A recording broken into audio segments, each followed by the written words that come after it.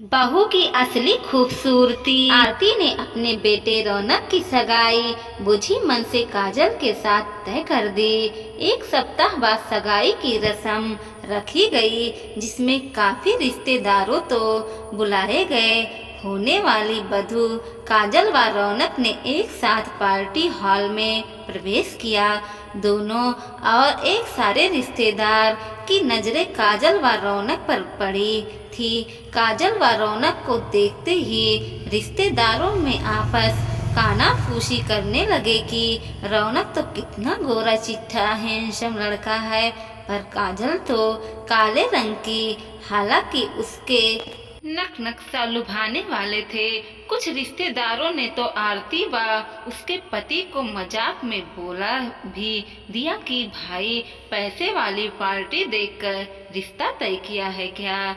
समधन जी आपका पूरा घर भर देगी। आपका जवाब में रौनक के माँ पिताजी यही बोलते कि क्या करे, बेटे की पसंद है, हमें तो मानना ही है। दहेज के लिए तो रौनक ने एकदम से मना कर दिया और बोला कि वह एक साड़ी में काजल से शादी करेगा।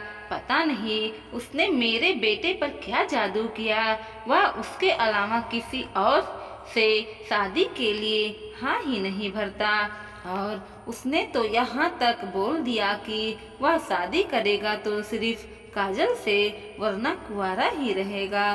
कुछ ऐसे भी बोल देते कि काजल कितनी किस्मत वाली है जो उसे राजा जैसा राजकुमार मिला है।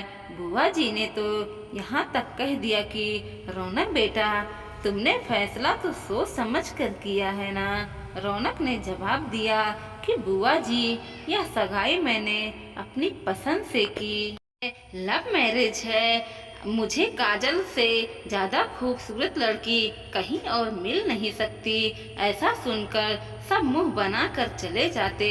2 महीने बाद शादी हो गई। शादी में बाइक में रौनक ने कुछ भी नहीं लिया। शादी के बाद काजल ससुराल में हर काम दिल से करती, वरना अपने पर सीखने की कोशिश करती। घर वाले की पसंद न होने के कारण सब उसके साथ अच्छा व्यवहार नहीं करते, वह उसे कटे से रहते। सास कभी कभी ताना भी मार देती कि मेरे बेटे के लिए बड़े बड़े घर से कितने ही खूबसूरत लड़कियों के रिश्ते आए, पर क्या करें, बेटे के आगे झुकना पड़ा, वरना काजल अपने हाथ हो रहे व्यवहार को नजरअंदाज करती। वह ताने सुनकर भी चुपचाप मुस्कुराती और काम में लगी रहती। एक दिन आरती घर में फिसल कर गिर गई। वह उसे उठा भी नहीं जा रहा था। बड़ी मुश्किल से अस्पताल ले जाया गया। पैर की हड्डी फ्रैक्चर हो गई थी और वहां पर प्लास्टिक चढ़ाया गया। डॉक्टर ने बेड रेस्ट बोल दिया। उसे पलंग से नीचे भी नहीं उतरना ही वही मना था।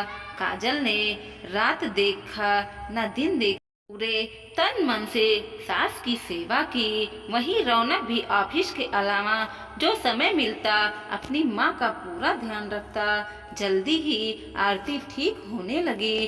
काजल का सेवा भावी स्वभाव देखकर धीरे धीरे आरती प्रभावित होने लगी। हाल चाल पूछने के बहाने रिश्तेदारों का आना जाना बहुत होता था। कभी रौनक की बुआ, कभी मासी, कभी चाची तो कभी मामी, कोई न कोई कुछ दिनों के लिए आया करते। आते ही सबसे ज्यादा नजर काजल पर टिकी रहती।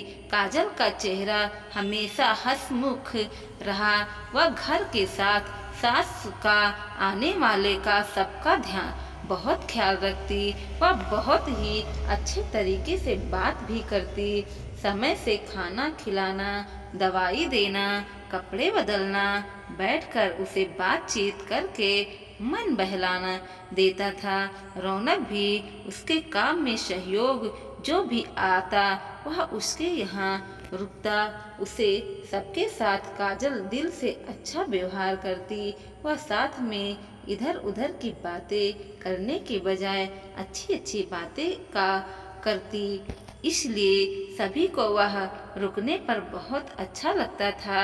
इस वजह से किसी का भी ध्यान उसके रंग रूप पर नहीं गया, बल्कि सबको उसमें गुड़ ही गुड़ दिखाई दे रहे थे। घर में लौटते समय सभी के मुंह से यही निकला कि आरती, तू बहुत किस्मत वाली है, जो बहू के रूप में तुझे हीरा मिल गई है। आज आरती को अपने बेटे की पसंद पर नाज हो रहा था।